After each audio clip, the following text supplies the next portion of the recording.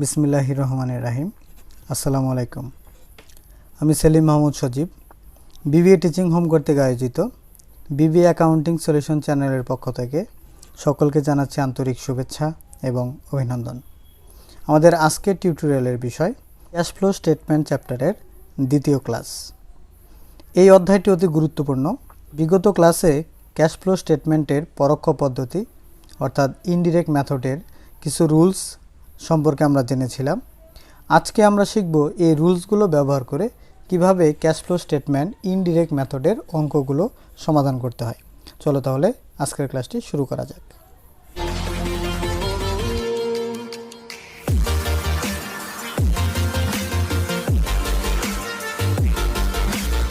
প্রিয় শিক্ষার্থী বন্ধুরা, যারা আমাদের প্রথম ক্লাসটি মিস করেছো তারা প্রথম ক্লাসটি দেখে আসলে আজকের অঙ্কটি বুঝতে অনেক সুবিধা হবে। তোমরা স্ক্রিনে একটি প্রশ্ন দেখতে পাচ্ছ। এই প্রশ্নটি বিবিএ অনার্স 2013 সালের একটি বোর্ড কোশ্চেন। যে কোনো পাবলিকেশনের বই কিংবা সাজেশন বইয়ের বিবিএ অনার্স 2013 সালের কোশ্চেনটি বের করলেই তোমরা প্রশ্নটি পেয়ে যাবে। চলো আমরা প্রশ্নটি দেখে নেই। Presented below are data taken from the records of Fortune Limited. Fortune লিমিটেডের কিছু ডাটা আমাদের নিচে দেওয়া রয়েছে। এখানে দুটি সাল ব্যবহার করা হয়েছে, একটি হচ্ছে 31/12/2014 সাল এবং আরেকটি হচ্ছে 2013 সাল। অর্থাৎ এটি একটি কম্পারেটিভ ব্যালেন্স শিট, অর্থাৎ তুলনামূলক একটি ব্যালেন্স শিট দেওয়া আছে। 13 সাল এবং 14 সালের মধ্যে তুলনা করা হয়েছে। এখানে 13 সালটি হচ্ছে আমাদের প্রথম ইয়ার এবং 14 সাল হচ্ছে দ্বিতীয় ইয়ার, তাই 13 সাল এটাকে আমরা বলবো ওপেনিং ইয়ার এবং 14 সাল এটাকে আমরা বলবো ক্লোজিং ইয়ার। দুটি ইয়ারের ডাটা নিচে দেওয়া রয়েছে। এখানে ডাটার মধ্যে প্রথমে দেওয়া আছে কিছু সম্পদ আর নিচেরগুলো হচ্ছে দায় বা মালিকানা সত্ত্ব। শুরুতে আমাদের যে জিনিসটা মনে রাখতে হবে সেটি হচ্ছে এখানে যে সম্পদগুলো রয়েছে এই সম্পদগুলোর মধ্যে কোনগুলো কারেন্ট অ্যাসেটস এবং কোনগুলো ফিক্সড অ্যাসেটস তা আগে আমাদেরকে চিনতে হবে। এখানে আমরা দেখতে পাচ্ছি কারেন্ট অ্যাসেটস হচ্ছে দুটি, একটি হচ্ছে ক্যাশ আর একটি হচ্ছে কারেন্ট অ্যাসেটস আদার দেন ক্যাশ, অর্থাৎ ক্যাশ ব্যতীত আদার্স কারেন্ট অ্যাসেটস। তাহলে এখানে দুটি কারেন্ট অ্যাসেটস পেলাম। লং টার্ম ইনভেস্টমেন্ট এবং প্লান্ট অ্যাসেটস এই দুইটাকে আমরা আপাতত ধরে নিচ্ছি ফিক্সড অ্যাসেটস। নিচে লাইবিলিটিস পাশে দেওয়া আছে অ্যাকুমুলেটেড ডেপ্রিসিয়েশন, কিন্তু এখানে আমাদের আলাদা করে দেওয়া আছে কারেন্ট লাইবিলিটিস একটি আইটেম। বন্ডস পেয়েবল এটি হচ্ছে লং টার্ম এবং ক্যাপিটাল স্টক এটি হচ্ছে ওনার্স ইকুইটি বা মালিকানা সত্ত্ব এবং রিটেন আর্নিং। এই সবগুলো সম্পদ এবং দায়ের দুটি ডাটা দেওয়া আছে, একটি 13 সাল এবং একটি হচ্ছে 14 সাল। ব্যালেন্স শিট ছাড়াও আমাদের আদার্স কিছু এডিশনাল ইনফরমেশন তথ্য দেওয়া রয়েছে। 1 নম্বর হেল্ড টু ম্যাচুরিটি সিকিউরিটি, এটাকে বলা হয় বিনিয়োগ বা investment. Carried at a cost of টাকা 43,000 ডিসেম্বর 31, 2013। অর্থাৎ 2013 সালে একটি বিনিয়োগ ক্রয় করা ছিল যার মূল্য হচ্ছে 43,000 টাকা। ওয়ার সোল্ড ইন 2014 সাল ফর টাকা 34,000। অর্থাৎ 13 সালে আমাদের ক্রয় করা ছিল 43,000 টাকা, যা 14 সালে আমাদের এটা বিক্রি করা হয়েছে 34,000 টাকায়। তাহলে এখানে আমাদের কি হয়েছে? লস হয়েছে। কেনার দামের চাইতে বিক্রয় মূল্যটা কি অনেক কম। Option 2 plant assets that cost 50,000 টাকা, অর্থাৎ একটি 50,000 টাকা মূল্যের প্লান্ট অ্যাসেটস ক্রয় করা ছিল। অ্যান্ড ওয়ার 80% ডেপ্রিসিয়েটেড, অর্থাৎ এই 50,000 টাকার 80% অবচয় হয়ে গেছে। তাহলে 50,000 টাকার 80% যদি আমরা করি তাহলে আসছে 40,000 টাকা। 50,000 টাকার সম্পদ ক্রয় করার পর 80% ডেপ্রিসিয়েটেড, ব্যবহার করতে করতে 80% অবচয় হয়ে গেছে, অর্থাৎ 40,000 টাকা অবচয় হয়ে গেছে। তাহলে এই সম্পদটার বর্তমান বুক ভ্যালু বা বর্তমান মূল্য রয়েছে 10,000 টাকা। ওয়ার সোল্ড ডিউরিং 2014 ফর টাকা 8,000। তাহলে 50,000 টাকা মূল্যের একটি প্লান্ট অ্যাসেটস ক্রয় করা ছিল, ব্যবহার করতে করতে অবচয় হয় 40,000, যার মূল্য আমাদের কাছে বর্তমানে রয়েছে 10,000। সেই 10,000 টাকা মূল্যের প্লান্ট অ্যাসেটস আমরা বিক্রি করছি এখানে 8,000 টাকায়, তার মানে আমাদের লস হয়েছে 2,000 টাকা। C number net income as a reported on the income statement. Income statement অনুযায়ী নিট ইনকাম দেওয়া আছে 46,000 টাকা এবং ডি নাম্বারে রয়েছে ডিভিডেন্ড পেইড অ্যামাউন্ট টু টাকা 10,000, অর্থাৎ চলতি বছরের 10,000 টাকা লভ্যাংশ প্রদান করা হয়েছে। নিচে আমাদের ইনস্ট্রাকশনে বলে দিয়েছে prepare a statement of cash flow for the year 2014 using the indirect method, অর্থাৎ ইনডিরেক্ট বা পরোক্ষ পদ্ধতি ব্যবহার করে আমাদেরকে একটি ক্যাশ ফ্লো স্টেটমেন্ট তৈরি করতে হবে। বিগত ক্লাসে আমরা যে সূত্রগুলো লিখে নিয়েছিলাম ইনডিরেক্ট মেথডের, ওই সূত্রগুলো ব্যবহার করে আমরা এখন একটি ক্যাশ ফ্লো তৈরি করব। ক্যাশ ফ্লো স্টেটমেন্ট করার জন্য আমাদেরকে শুরুতে একটি ছক কেটে নিতে হবে। তাহলে আমরা দুটি টাকার ঘর এবং একটি ডিটেলস অথবা পার্টিকুলার্সের ঘর দিয়ে একটি পৃষ্ঠা নিয়ে একটি ছক কেটে নেব। ছকের উপরে আমরা কোম্পানির নাম লিখে দেব Fortuna limited, statement of cash flow অথবা ক্যাশ ফ্লো স্টেটমেন্ট ব্র্যাকেটে লিখে দেব ইনডিরেক্ট মেথড অথবা আন্ডার ইনডিরেক্ট মেথড, ডিসেম্বর 31, 2014 সাল।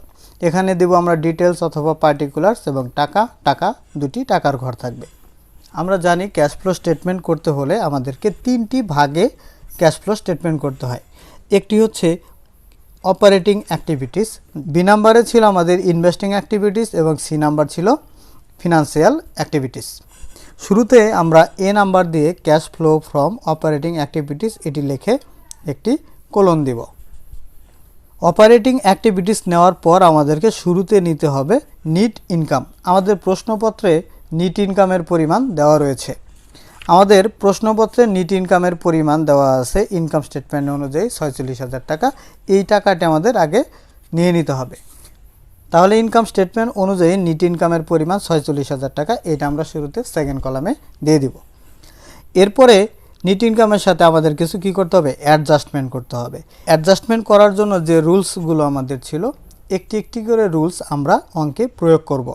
রুলস নাম্বার 1, অনগদ খরচ বা নন ক্যাশ এক্সপেন্স থাকলে যোগ করতে হয়।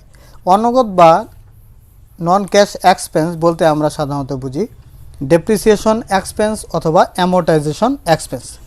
আমরা এই প্রশ্নপত্র পুরাটা যখন পড়লাম আমরা কোথাও ডেপ্রিসিয়েশন এক্সপেন্স এই শব্দটা পাইনি, তার মানে অঙ্কে ডেপ্রিসিয়েশনটা দেওয়া নাই। আর ডেপ্রিসিয়েশন যদি অঙ্কে দেওয়া না থাকে তাহলে আমাদের নিয়ম অনুযায়ী ডেপ্রিসিয়েশন এক্সপেন্সটা ওয়ার্কিং করে বের করে নিতে হবে। তাহলে আমরা অঙ্কের শেষে একটি নোট করে ডেপ্রিসিয়েশনটা বের করে নেব। Note number 1, depreciation expense. Depreciation expense বের করার সূত্র হচ্ছে ক্লোজিং অ্যাকুমুলেটেড ডেপ্রিসিয়েশন থেকে ওপেনিং অ্যাকুমুলেটেড ডেপ্রিসিয়েশন মাইনাস এবং depreciation of sold plant assets, যেহেতু প্লান্ট অ্যাসেটস দেওয়া আছে আমাদের অঙ্কে, তাহলে প্লান্ট অ্যাসেট যেটা আমরা বিক্রি করে ফেলছি এই বিক্রয়কৃত প্লান্ট অ্যাসেটসের যে অবচয় সেটা এখানে যোগ করতে হবে। তাহলে আমরা প্রশ্ন দেখে মান বসাবো। আমরা প্রশ্নে দেখতে পাচ্ছি অ্যাকুমুলেটেড ডেপ্রিসিয়েশন দেওয়া আছে, একটি হচ্ছে 20,000 আর একটি হচ্ছে 40,000। তাহলে কোনটি ক্লোজিং কোনটি ওপেনিং? আমরা প্রশ্নের শুরুতেই লিখে নিয়েছিলাম 13 সাল এটাকে বলা হয় ওপেনিং ইয়ার, 14 সাল এটি হচ্ছে ক্লোজিং ইয়ার। তাহলে সূত্র হচ্ছে ক্লোজিং থেকে ওপেনিং মাইনাস, তাহলে আমাদের ক্লোজিং আছে 20,000, ওপেনিং হচ্ছে 40,000। তাহলে আমরা শুরুতেই মান বসিয়ে দিই যে ক্লোজিং অ্যাকুমুলেটেড ডেপ্রিসিয়েশন হচ্ছে 20,000 মাইনাস ওপেনিং অ্যাকুমুলেটেড ডেপ্রিসিয়েশন হচ্ছে 40,000 plus depreciation of sold plant assets. আমরা প্রশ্নপত্রে দেখতে পাচ্ছি বি নাম্বার প্লান্ট অ্যাসেটস দেওয়া ছিল 50,000 টাকা, যা বিক্রি করা হয়েছে পরবর্তীতে 8,000 টাকা। বিক্রি 8,000 করছি এটা আমাদের দেখার বিষয় না, আমাদের দেখার বিষয় হচ্ছে যে প্লান্ট অ্যাসেটসটা আমরা বিক্রি করে ফেলছি এই প্লান্ট অ্যাসেটসের মধ্যে কতটুকু অবচয় অন্তর্ভুক্ত আছে। তাহলে 50,000 টাকার প্লান্ট অ্যাসেটস আমরা 80% অবচয় করে ফেলছি ব্যবহারের মাধ্যমে। তাহলে 50,000 টাকার 80% ব্যবহার করলে আমাদের অবচয় হয় 40,000 টাকা। এই 40,000 টাকা আমাদের নোটে ব্যবহার করতে হবে। তাহলে এখানে আমরা লিখে দিব প্লাস 40,000। এখন যদি আমরা যোগ বিয়োগ করি তাহলে 40,000 এর 20,000 টোটাল হচ্ছে 60,000, সেখান থেকে 40,000 যদি মাইনাস করে দিই তাহলে আমাদের ডেপ্রিসিয়েশনের টাকা থাকে 20,000 টাকা। তাহলে চলতি বছর অবচয়ের পরিমাণ হচ্ছে 20,000, এটা আমাদের অঙ্কে নিতে হবে। তাই অ্যাডজাস্টমেন্টের শুরুতে আমরা লিখব ডেপ্রিসিয়েশন এক্সপেন্স, এখানে লিখে দেব নোট নাম্বার 1 20,000 টাকা ফার্স্ট কলামে। যেহেতু রুলস অনুযায়ী ডেপ্রিসিয়েশন এক্সপেন্স বা অনগদ খরচ কী করতে হয় আমাদের যোগ করতে হয়, তাই আমরা 20,000 টাকা এখানে লিখে যোগ করে দেব, অর্থাৎ ব্রেকেট চিহ্ন দিব না, ব্রেকেট দিলে আমাদের কি হবে মাইনাস হয়ে যাবে। এরপরে আমাদের আরও একটি রুলস ছিল এরকম, যদি কোনো স্থায়ী সম্পদ বিক্রয়জনিত লাভ বা ক্ষতি হয় তাহলে সেগুলো অপারেটিং অ্যাক্টিভিটিসে যাবে। যদি স্থায়ী সম্পদ বিক্রি করে আমাদের লাভ হয় সেক্ষেত্রে মাইনাস করতে হবে এবং লস হলে প্লাস করতে হবে। এখন কোন সম্পদটি বিক্রি করে লাভ হচ্ছে লস হচ্ছে এটা আমাদের দেখার জন্য ব্যালেন্স শিটের নিচে যে এডিশনাল ইনফরমেশন রয়েছে এই এডিশনাল ইনফরমেশন দেখতে হবে। তো এডিশনাল ইনফরমেশন প্রথমে দেওয়া আছে হেল্ড টু ম্যাচুরিটি সিকিউরিটিস। আমরা দেখতে পাচ্ছি এটার কস্ট ক্রয় মূল্য ছিল 43,000 টাকা, এটি 14 সালে এসে বিক্রি করা হয় 34,000 টাকা, অর্থাৎ 43,000 টাকা দিয়ে ক্রয় করে বিক্রি করলাম 34,000 টাকা, তাহলে এই ক্ষেত্রে আমাদের লস হয়েছে 9,000 টাকা। তাহলে এই 9,000 টাকা লস এটা আমাদের অপারেটিং অ্যাক্টিভিটিসে দেখাইতে হবে। তাই আমরা অঙ্কে লিখব loss on sale of investment অথবা loss on sale of held to maturity securities, difference হচ্ছে 9,000 টাকা। তাহলে এই 9,000 টাকা এখানে বসবে। যেহেতু লস হলে প্লাস হয় তাহলে আমরা এভাবে রেখে দেব, ব্র্যাকেট চিহ্ন দিব না। এরপরে বি নাম্বারের প্লান্ট অ্যাসেটসের কথা বলা রয়েছে। 50,000 টাকার অ্যাসেটস 80% ডেপ্রিসিয়েটেড হয়ে যায়, অর্থাৎ 40,000 টাকা অবচয় হয়ে যায়। অবচয় হওয়ার পর এটার ভগ্নাবশেষ মূল্যটিকে 10,000 টাকা। সেই 10,000 টাকার প্লান্ট অ্যাসেটস আমরা বিক্রি করে দেই 8,000 টাকায়, অর্থাৎ এখানে আমাদের 2,000 টাকা কী হয়েছে লস হয়েছে। এই লসটা আমাদের কি করতে হবে অঙ্কে নিতে হবে। অঙ্কে আমরা লিখব loss on sale of plant assets 2,000 টাকা। এই 2,000 টাকা যেহেতু লস হয়েছে, লস হলে প্লাস হয়, তাহলে এখানে আমাদের ব্র্যাকেট দেওয়া যাবে না, এটা যোগ করতে হবে। এরপরে আমরা প্রশ্নে দেখতে পাচ্ছি আর কোনো সম্পদ ক্রয় বা বিক্রয় করা হয়নি যেখানে লাভ লস হওয়ার কথা, তাহলে আমাদের আর কোনো লাভ বা লস নেই। এরপরে রুলস রয়েছে, যদি চলতি সম্পদ হ্রাস পায় তাহলে যোগ করব, আর যদি চলতি সম্পদ বৃদ্ধি পায় তাহলে বিয়োগ করব। তাহলে আমরা চলে যাচ্ছি চলতি সম্পদে। শুরুতে আমরা মার্ক করেছিলাম এখানে চলতি সম্পদ রয়েছে আমাদের দুইটা, একটা হচ্ছে ক্যাশ আর একটা হচ্ছে ক্যাশ বাদ দিয়ে আদার্স কারেন্ট অ্যাসেটস। ক্যাশ এটা কারেন্ট অ্যাসেটস হইলেও এই কারেন্ট অ্যাসেটসটা আমাদের অঙ্কের শুরুতে যাবে না, এই ক্যাশটা সবসময় অঙ্কের শেষে নিতে হয়। তাহলে ক্যাশ বাদ দিয়ে বাকি রইল কারেন্ট অ্যাসেটস। যদি হ্রাস পায় যোগ করব, আর যদি বৃদ্ধি পায় তাহলে বিয়োগ করতে হবে। আমরা দেখতে পাচ্ছি কারেন্ট অ্যাসেটস অর্থাৎ 2013 সাল শুরুতে ছিল 60,000 টাকা, পরবর্তীতে বৃদ্ধি পেয়ে হয়েছে 85,000 টাকা। তাহলে এই ক্ষেত্রে ক্যাশ আগের চাইতে 25,000 টাকা কী পাইছে বৃদ্ধি পাইছে। যদি বৃদ্ধি পায় তাহলে আমাদেরকে মাইনাস করতে হয়। তাহলে আমরা অঙ্কে লিখে দেব increase in current assets other than cash 25,000 টাকা। যেহেতু বৃদ্ধি পাইছে, বৃদ্ধি পেলে কী হয় মাইনাস হয়, তাই 25,000 টাকা লিখে আমাদেরকে একটা ব্র্যাকেট চিহ্ন দিতে হবে। কারেন্ট অ্যাসেটস নেওয়ার পর আমাদের রুলস হচ্ছে যদি কারেন্ট লাইবিলিটিস বৃদ্ধি পায় তাহলে প্লাস করব, আর যদি হ্রাস পায় তাহলে মাইনাস করব। এখানে আমরা দেখতে পাচ্ছি কারেন্ট লাইবিলিটিস দেওয়া আছে 13 সাল অর্থাৎ ওপেনিং আগে ছিল 22,000, এখন হয়েছে কত 40,000, তাহলে আগের চাইতে 18,000 কী পাইছে বৃদ্ধি পাইছে। অতএব আমরা অঙ্কে লিখে দেব ইনক্রিজ ইন কারেন্ট লাইবিলিটিস, অর্থাৎ কারেন্ট লাইবিলিটিস বৃদ্ধি পায় টাকা 18,000। যেহেতু বৃদ্ধি পেলে প্লাস হয় তাহলে এটাকে আমরা ব্র্যাকেট দেব না, এটাকে আমরা প্লাস চিহ্ন হিসেবে রেখে দেব। আমাদের অপারেটিং অ্যাক্টিভিটিসে এই ছিল রুলস। তাহলে রুলস অনুযায়ী আমাদের সবগুলো আইটেম নেওয়া হয়ে গেছে। এবার এই প্রথম কলামটা আমরা যোগ এবং বিয়োগ করে দেব। 20,000 এর সাথে 9,000 এবং 2,000 যোগ এবং 18,000ও যোগ করব এবং 25,000 টাকা যদি মাইনাস করে দিই তাহলে আমাদের রেজাল্ট আসে 24,000 টাকা। এই 24,000 টাকা উপরে 46,000 টাকা যে নিট ইনকাম রয়েছে এটার সাথে যোগ করব। যোগ করলে আমাদের রেজাল্ট চলে আসে 70,000 টাকা। যেহেতু 70,000 টাকা কি পজিটিভ, এর সামনে কিন্তু মাইনাস চিহ্ন নাই। তাহলে যদি আমাদের রেজাল্টটা পজিটিভ হয় তাহলে এটার একটা নাম লিখতে হয়, নামটি হচ্ছে net cash provided by operating activities. আর এটার টাকা হচ্ছে এই 70,000, 24,000 না কিন্তু। এই রেজাল্টটি যদি আমাদের পজিটিভ আসে তাহলে আমাদের লিখতে হবে নিট ক্যাশ প্রোভাইডেড বাই। এই কথাটা খুব ভালোভাবে খেয়াল করতে হবে। অপারেটিং অ্যাক্টিভিটিসের রেজাল্টটা যদি আমাদের পজিটিভ হয় তাহলে অবশ্যই এখানে প্রোভাইডেড বাই লিখতে হবে, আর যদি নেগেটিভ হয় তাহলে প্রোভাইডেড বাইয়ের পরিবর্তে লিখতে হবে ইউজড বাই। এভাবে আমরা অপারেটিং অ্যাক্টিভিটিসটা করে ফেললাম। এবার আসো বি নাম্বার দিয়ে লিখতে হবে cash flow from investing activities. Investing activities লিখে আমরা এখানে একটি কোলন দিয়ে দেব। ইনভেস্টিং অ্যাক্টিভিটিসে শুধুমাত্র স্থায়ী সম্পদ ক্রয় এবং বিক্রয়ের আইটেম আসবে, এছাড়া স্থায়ী সম্পদ বিক্রয়জনিত লাভ ক্ষতি কোনো আইটেম আসবে না, শুধু ক্রয় এবং বিক্রয়। আর ক্রয় বিক্রয় এই আইটেমগুলো দেখার জন্য শুরুতে আমাদেরকে সমন্বয়ের আইটেমগুলো আগে দেখে নিতে হবে। সমন্বয়ের আইটেম 1 নম্বরে দেখতে পাচ্ছি একটি বিনিয়োগ ছিল যা আমাদের 43,000 টাকায় কেনা থাকলেও যা পরবর্তীতে আমরা 14 সালে বিক্রি করে দেই 34,000 টাকা। তাহলে এই বিক্রয়ের পরিমাণটা আমাদেরকে অঙ্কে নিতে হবে। তাহলে আমরা অঙ্কে লিখব sale of held to maturity securities অথবা ইনভেস্টমেন্ট কত টাকা, 34,000 টাকা বিক্রি করলে যেহেতু আমাদের টাকা আসে তাহলে এই 34,000 টাকা প্লাস করতে হবে, এটাকে ব্র্যাকেট করা যাবে না।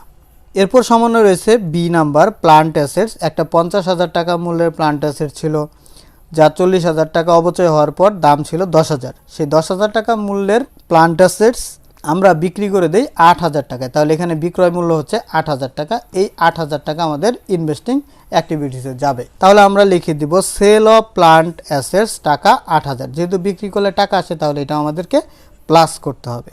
এরপর আমাদের খেয়াল করতে হবে সমন্বয়ে আর কোনো সম্পদ ক্রয় বিক্রয় আছে কিনা। আমরা দেখতে পাচ্ছি এখানে নেট ইনকাম আর ডিভিডেন্ড দেওয়া আছে, কোনো সম্পদ ক্রয় বিক্রয় দেয়া নাই। আমাদেরকে আরেকবার ব্যালেন্স শিটটা চেক দিতে হবে। এখানে দুটি স্থায়ী সম্পদ রয়েছে। প্রথমে ইনভেস্টমেন্ট 53,000 টাকার ইনভেস্টমেন্ট ছিল, এখন আছে 10,000 টাকা, অর্থাৎ সেল করা হয়েছে তাই কমছে, তাহলে এটা কোনো সমস্যা না। কিন্তু প্লান্ট অ্যাসেটসের যে বিষয়টা আমরা একটু আগে সমন্বয়ে দেখলাম 50,000 টাকার প্লান্ট অ্যাসেটস বিক্রি করা হয়েছে, তার মানে অবশ্যই 13 সালের তুলনায় 14 সালের টাকার পরিমাণটা কি থাকবে, কম থাকবে। কিন্তু এখানে দেখা যাচ্ছে কম নাই, উল্টা কি হয়েছে, 13 সালের চাইতে 14 সালের অ্যামাউন্ট অনেক বেশি দেখাচ্ছে। বিক্রি করার পরেও কিভাবে অ্যামাউন্টটা বেশি হলো, তার মানে হচ্ছে প্লান্ট অ্যাসেটস পরবর্তীতে আরও নতুন করে ক্রয় করা হয়েছে যা আমাদের অঙ্কে দেয়া নাই। তাই নতুন কত টাকা প্লান্ট অ্যাসেটস ক্রয় করা হয়েছে এটা আমাদেরকে একটি নোট করে বের করে নিতে হবে। Note number 2, plant assets purchase.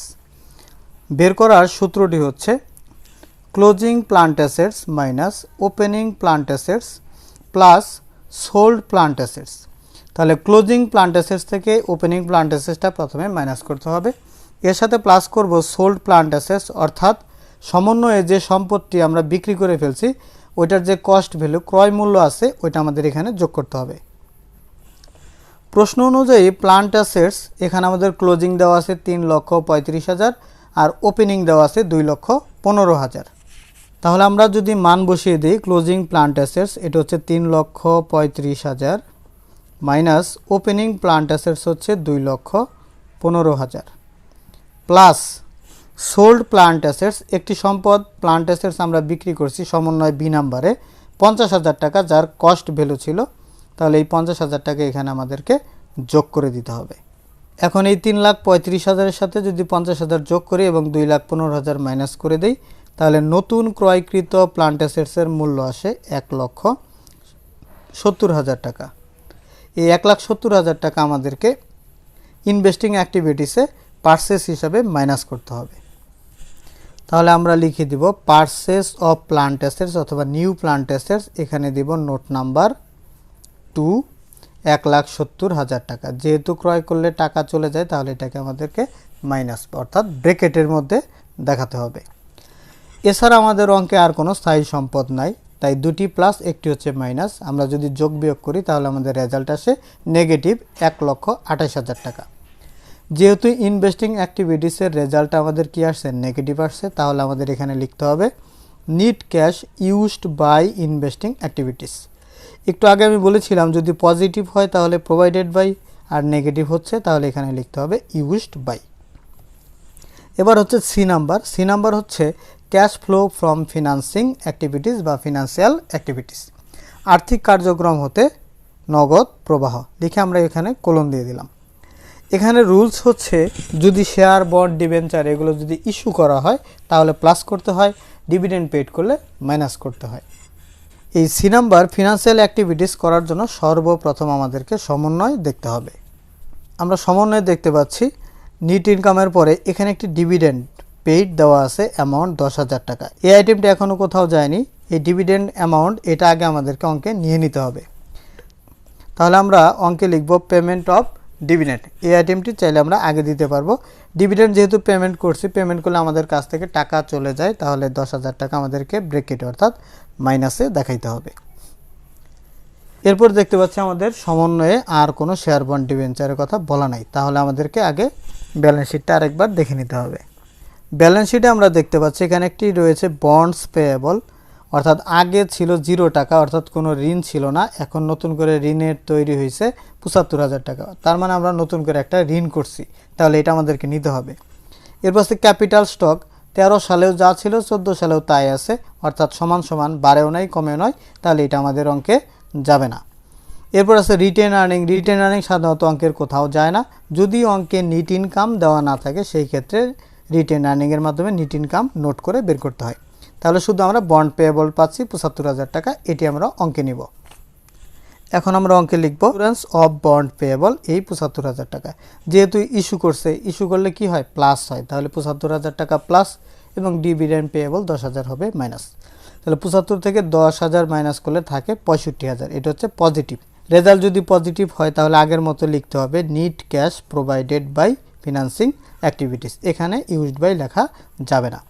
যেহেতু আমাদের এবিসি অলরেডি 3টি রেজাল্ট চলে আসছে, এবার আমাদের 3টি রেজাল্ট যোগ বিয়োগ করতে হবে। ৭০,০০০ এটা হচ্ছে আমাদের এর রেজাল্ট, ১,২৮,০০০ এটা হচ্ছে বি এবং ৬৫,০০০ এটা হচ্ছে সির রেজাল্ট। এখানে আমরা দেখতে পাচ্ছি ৭০,০০০ এটা ছিল পজিটিভ রেজাল্ট, ১,২৮,০০০ এটা হচ্ছে নেগেটিভ রেজাল্ট এবং ৬৫,০০০ এইটা হচ্ছে আমাদের পজিটিভ। তাহলে দুইটা পজিটিভ একটা নেগেটিভ, তাহলে পজিটিভ দুটি আমরা যোগ করব এবং নেগেটিভটা মাইনাস করে দেব। তাহলে দেখা যাচ্ছে পজিটিভ ৭,০০০ টাকা, এটা হচ্ছে আমাদের রেজাল্ট। যেহেতু পজিটিভ আসছে তাহলে এটার নাম লিখতে হবে নিট ইনক্রিজ ইন ক্যাশ অথবা নিট ক্যাশ ইনক্রিজ, অর্থাৎ আগের চাইতে টাকা আমাদের বৃদ্ধি পাইছে ৭,০০০ টাকা। যদি এই ৭,০০০ টাকা পজিটিভ না আসে, এটা যদি নেগেটিভ হয়, সেক্ষেত্রে আমরা লিখব নিট ক্যাশ ইনক্রিজ, না লিখে নিট ক্যাশ ডিক্রিজ লিখে দেব।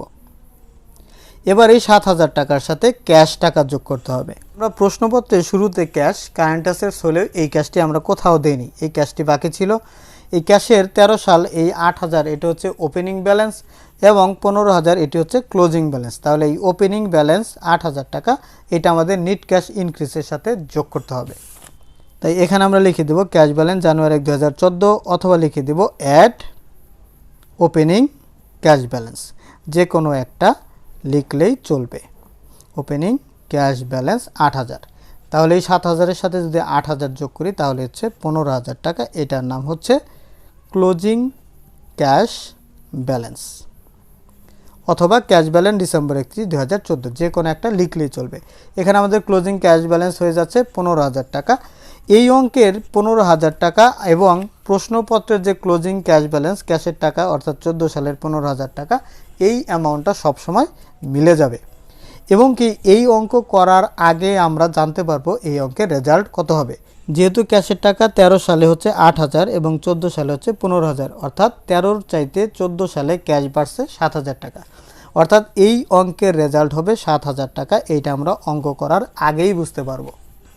অতএব এই পুরো অঙ্ক করার পর এই যেখানে ৭,০০০ টাকা নিট ক্যাশ ইনক্রিজ দেখাচ্ছে, এই ৭,০০০ টাকা প্রশ্নপত্রের শুরুতেই আমরা জানতে পারবো অ্যান্সার ৭,০০০ টাকা হবে। তাহলে এভাবেই ইনডিরেক্ট মেথডের মাধ্যমে ক্যাশ ফ্লো স্টেটমেন্ট সাধারণত করা হয়। নিয়মগুলো যদি আমরা খুব ভালোভাবে আয়ত্ত করে এভাবে অঙ্কে প্রয়োগ করতে পারি তাহলে প্রত্যেকটি পরীক্ষায় পার্ট সিতে ক্যাশ ফ্লো স্টেটমেন্টের একটি করে অঙ্কের অ্যান্সার আমরা খুব সহজেই করে ফেলতে পারবো। আশা করি আজকের অঙ্কটা তোমরা খুব ভালোভাবেই বুঝতে পেরেছো। তারপরেও যদি বুঝতে কারো সমস্যা হয় অবশ্যই আমাকে কমেন্টস বক্সে জানাবে, আমি চেষ্টা করব আবার বুঝিয়ে দেওয়ার জন্য। পরবর্তী ক্লাসে হাজির হব নতুন কোনো অঙ্ক নিয়ে। সে পর্যন্ত সবাই ভালো থাকো, সুস্থ থাকো, আল্লাহ হাফেজ।